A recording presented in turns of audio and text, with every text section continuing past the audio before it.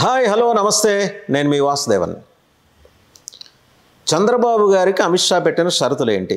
దీని మీద సోషల్ మీడియాలో చాలా కథనాలు రౌండ్ తిరుగుతున్నాయి. ఏంటంటే ప్రభుత్వం ఏర్పాటు మా ఇష్ట ప్రకారం జరగాలి, బీజేపీ జనసేన టీడీపీ, నేను ఆర్డర్ కూడా ఇదే చెప్తున్నానండి, BJP Janasena TDP, it's not TDP Janasena BJP, it's BJP Janasena TDP. Order కూడా ఇలా ఉండాలని చెప్పేసి బీజేపీ నిర్ణయించినట్టు సమాచారం. ఆ షరతులు ఏంటంటే, రేపొద్దున మన అంగీకారం అయిపోయిన తర్వాత మూడు పార్టీలు కలిసి, ఆ అంగీకారం అయిన తర్వాత మూడు పార్టీలు కలిసి ప్రభుత్వం ఏర్పాటు చేస్తే ఆ ప్రభుత్వం ఏర్పాటు బీజేపీ ఇష్ట ప్రకారం జరగాలి. మీతో మేము జతకట్టడం కాదు, మీరే మాతో కలిసినట్టు ప్రకటించాలి. చాలా క్లియర్. బాబు గారి మెదడులో గుజ్జంతా లాగేసి, అయ్యా మీరు మీ ఎల్లో మీడియాలో రాయించుకుంటున్నట్టు మేమేదో దేబిరించాం, మేమేదో వెంపర్లాడాం, మేమేదో మా మీద మీ దయాదాక్షిణ్యాలు, మీ దయాపూరిత దృక్కులు ప్రసరింపజేయాలని మేము కోరాం అని పిచ్చ పిచ్చ కథనాలు ఆ ఎల్లో మీడియాలో రాకుండా కట్టడి చేసి మీరే వచ్చి బీజేపీతో జతకట్టినట్టుగా ప్రకటన చేయాలి. ఎలక్షన్ క్యాంపెయిన్లో, ఎన్నికల ప్రచారంలో పవన్ కళ్యాణ్ గారు, మోడీ గారి ప్రాధాన్యత ఎక్కువగా ఉండాలి. చాలు కదా. టీడీపీకి సంబంధించిన మొత్తం ఈ కనెక్షన్స్, పవర్ కనెక్షన్స్ ఉంటాయి చూసారా, ఫ్యూజులు ఎక్కడికక్కడ కట్ చేయడం. మా సీట్స్లో క్యాండిడేట్స్ మా ఇష్ట ప్రకారం నిర్ణయించాలి అంటే సెంట్రల్ బీజేపీ కేంద్ర నాయకత్వం నిర్ణయిస్తుంది. అంటే జనసేన బీజేపీ కాంబినేషన్ ఎక్కడైతే, అదే ఉమ్మడిగా అభ్యర్థులు, జనసేన బీజేపీ అభ్యర్థులు నిర్ణయిస్తే, అయితే ఆ అభ్యర్థుల నిర్ణయం అనేది నిర్ణయం మీద, జనసేన అభ్యర్థుల నిర్ణయం మీద మీ ప్రభావం, మీ చీకటి కోణాలు పడకూడదు చంద్రబాబు గారు అని చెప్పి చాలా స్పష్టంగా బీజేపీ చెప్పింది. ఎందుకంటే చంద్రబాబు గారికి ఒక అలవాటు ఉంది, అన్ని పార్టీల్లో తనకు కావాల్సిన మనుషులను పెట్టుకుంటారు ఆయన. ఇప్పుడు ఉదాహరణకి కామినేని శ్రీనివాస్ ఉన్నారు, ఆయన అవసరమైతే బీజేపీలో ఉంటారు, కాదంటే చంద్రబాబు గారు చెప్పినట్టు జనసేనలో కూడా ఉండొచ్చు, అది కాదంటే టీడీపీలో ఉండొచ్చు. చాలా ఫ్లెక్సిబుల్. అలాంటి మోస్ట్ ఫ్లెక్సిబుల్ లీడర్స్ని, ఎమ్మెల్యే క్యాండిడేట్స్ని బాబు గారు ఒక 100 మంది రెడీ చేసి పెట్టుకున్నారు. ఇంకోటి కూడా ఉంది ఆయన దగ్గర, అది బీజేపీ నోటీస్ చేసింది. అందుకని ఈ షరతులన్నీ, ఈ మల్లగులాలన్నీ ఏంటంటే, బీజేపీకి జనసేనకి ఇచ్చినట్టే ఇచ్చి రెబల్స్ని రంగంలోకి దింపుతారు. రేపొద్దున గెలిచిన రెబల్ని తన పార్టీలో చేర్చుకుంటారు. ఇవన్నీ చంద్రబాబు గారు, నేను ఎప్పుడూ చెబుతుంటా, 1970s ఈ బాలీవుడ్, టాలీవుడ్లో వచ్చిన సినిమా ఫార్ములాలు. మీరేంటంటే ఆ సినిమాల దగ్గర ఆగిపోయారు. తర్వాత బాలయ్యబాబు గారి సినిమాలు కూడా చాలా వచ్చినాయి, కనీసం వాటిని చూసైనా మీరు నేర్చుకుని ఉంటారంటే మీరు నేర్చుకోవాలా. సేమ్ ఓల్డ్ రాజకీయం నేను చేసినప్పుడు ఇన్నాళ్ళు సక్సెస్ అయింది కదా, ఇక మీదట ఎందుకు సక్సెస్ కాదనేది మీ అనుమానం బాబు గారు. కానీ అక్కడున్నది ఏంటంటే మోదీ షా ద్వయం. గండడు అనే పేరుంది కదా, అలా గండళ్ళు ఇద్దరున్నారు అక్కడ, మోదీ షా. మీరు తాడి చెట్టుని దంతే దాని తలదన్నే వాళ్ళు.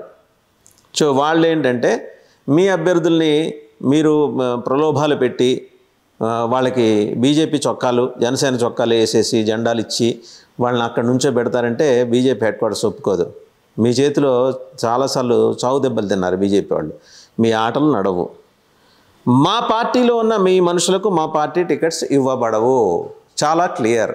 బీజేపీలో ఉన్న చంద్రబాబు గారి మనుషులకి బీజేపీ టికెట్స్ ఇవ్వరు. అంటే సుజనా చౌదరి, సీఎం రమేష్ ఇట్లాంటి వాళ్ళు ఉంటారు కదా, వాళ్ళకి టికెట్లు రావు. బీజేపీ ఇవ్వదు. తెలుగుదేశం ఒకవేళ వాళ్ళు రిజైన్ చేసి తెలుగుదేశం వెళ్తే తెలుగుదేశంలో పెట్టించుంటే ఓకే. ప్రభుత్వం ఏర్పాటులో కీలక పాత్ర బీజేపీ తీసుకుంటుంది. మొదటి 2 ఏళ్ళు పవన్, తర్వాత 1 సంవత్సరం బీజేపీ, చివరి 2 ఏళ్ళు టీడీపీ సీఎం అని ముందే ఒప్పందం అమలు చేయాలి.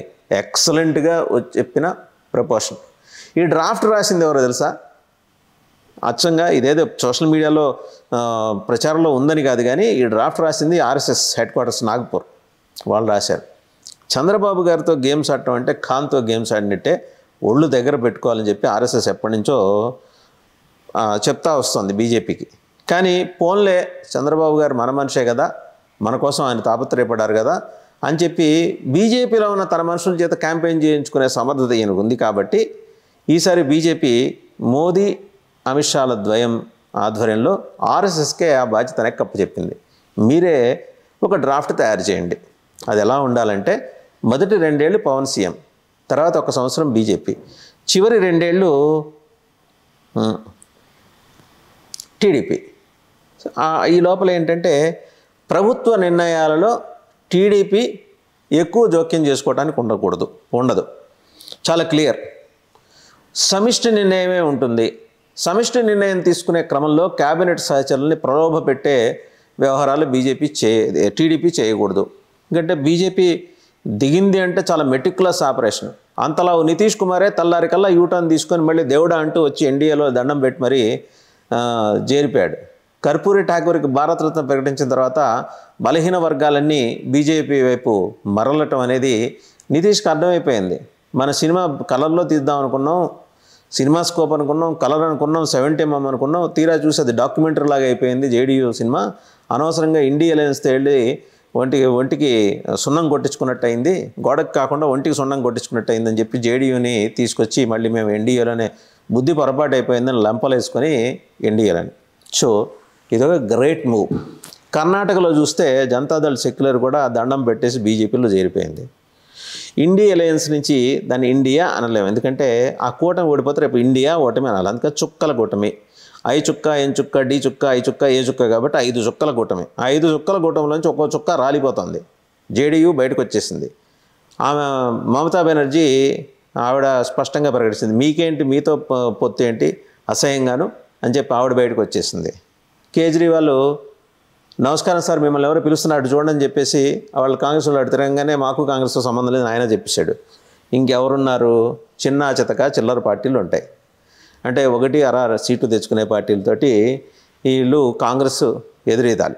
సరే, వాళ్ళ వ్యవహారం పక్కన పెట్టేయండి. ఇక్కడికి వద్దాం ఆంధ్రప్రదేశ్కి. ఆంధ్రప్రదేశ్లో బీజేపీ ప్రకటించిన ఈ 4 చతుస్సూత్ర పథకం మింగుడు పడక కక్కలేక మింగలేక ఢిల్లీలో ఆయన హైదరాబాద్ వచ్చేసి తన సన్నిహితులు వితిన్ కోట్స్ సన్నిహితులతో ఏం మాట్లాడారు అంటే, చంద్రబాబు గారు, అయ్యా మనం బీజేపీతో కలిసి వెళ్లాల్సిన అనివార్య పరిస్థితి ఒకటి ఏర్పడింది. కారణం ఏంటంటే జగన్మోహన్ రెడ్డి గారి దుర్మార్గపు, దౌష్ట్యపు, దురాగతపు, అరాచక, అనైతిక పరిపాలనకి మనం చరమగీతం పాడాలి అంటే ఇది ఇన్ఎవిటబుల్, మనం వారితో కలవాల్సిందే. అందువల్ల మనం సర్దుకుపోదాం, మధ్యలో ఎక్కడైనా కుట్రకు అవకాశం ఉంటే కుట్ర చేద్దాం అనే ధోరణిలో ఆయన వెళ్ళారు. కానీ కుట్రలు ఇక మీదట జరగనిచ్చే ప్రసక్తి లేదని బీజేపీ స్పష్టంగా మొహమాటం లేకుండా ప్రత్యక్షంగా చెప్పింది, పరోక్షంగా చెప్పింది. ఒకటేంటంటే సుజనా చౌదరులు, సీఎం రమేష్లు ఇలా బీజేపీలోకి ల్యాండ్ అయిన టీడీపీ పారాచూట్ బ్యాచ్కి ఎవరికి కూడా ఈసారి బీజేపీ అయితే టికెట్లు ఇవ్వదు. టీడీపీ నుంచునే స్థానాల్లో వాళ్ళు టీడీపీ నుంచోబెట్టుకుంటే బీజేపీకి అభ్యంతరం లేదు. ఒకటి. రెండోది, బీజేపీ ఎమ్మెల్యే క్యాండిడేట్స్ విషయంలో, జనసేన ఎమ్మెల్యే క్యాండిడేట్స్ విషయంలో టీడీపీ స్క్రూయింగ్ వ్యవహారాలను బీజేపీ అనుమతించదు.